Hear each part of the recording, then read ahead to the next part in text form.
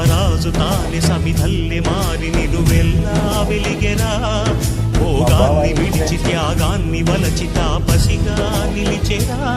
జనక్షేమమే తన సంకల్పముగా, తన ఊపిరి హోమజ్వాలలుగా స్వర్గాన్నే శాసించెనురా, అమృతమును ఆహ్వానించెనురా.